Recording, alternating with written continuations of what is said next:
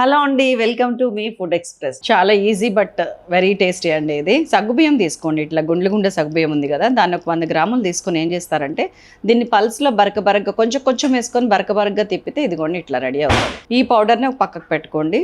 ఆలుగడ్డల్ని boil చేసి పెట్టుకున్నాను అనమాట, చన్నీళ్ళు ఇవన్నీ. చక్క దీన్ని ఇట్లా పీల్ ఆఫ్ చేసేసి దీన్ని కూడా పక్కకు పెట్టుకోండి. ఇప్పుడు ఒక పెద్ద బౌల్లోకి సగ్గుబియ్యం పౌడర్ చేసాం కదా, అది తీసుకొచ్చి దాంట్లో ఈ ఉడకబెట్టిన బంగాళదుంపల్ని మంచిగా మెత్తగా పిసికి వేసేసుకోండి. ఒక 100 గ్రామ్స్ సగ్గుబియ్యంకి 200 గ్రామ్స్ ఆలుగడ్డ పడుతుంది ఈజీగా. సో ఇదంతా కలిపిన తర్వాత దీని బైండింగ్ కోసం కొంచెం 3 టీ స్పూన్స్ బియ్యం పిండి వేసుకున్నాను.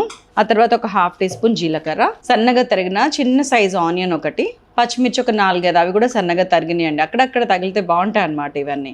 అల్లం వెల్లుల్లి కూడా పేస్ట్ వేయకండి, ఇదిగోండి ఇట్లా ముక్కలు వేయండి, సన్న ముక్కలు. కొత్తిమీర ఉంది కదా, అది కొంచెం వేయండి. రుచికి సరిపోను 1 టీ స్పూన్ ఉప్పు వేస్తున్నాను, 1/2 టీ స్పూన్ కారం వేస్తున్నాను, పసుపు కూడా 1/8 టీ స్పూన్ లైట్గా వేస్తున్నానండి, అది కూడా కలర్ కోసమే.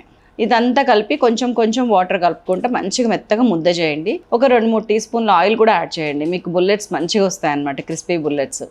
మీరు ఇప్పుడు ముద్ద తీసుకుంటే కనుక కొంచెం గట్టిగా అయితే కొంచెం వాటర్ కలపండి. మళ్ళీ కలిపి మంచిగా ముద్ద చేసుకొని ఇదిగోండి ఇట్లా రౌండ్స్ చుట్టుకోవటం, మళ్ళీ మంచిగా ఇట్లాగా రాసుకొని చేత్తో రాసుకొని ఇట్లా చిన్నగా స్టిక్స్ లాగా రెడీ చేసుకోండి. దట్స్ ఆల్ అండి.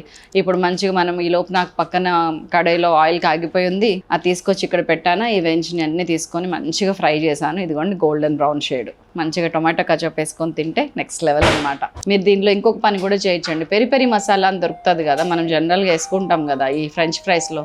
ఆ పెరి మసాలాను కూడా దీనికి స్ప్రింకిల్ చేసి తినొచ్చు, బాగుంటుంది.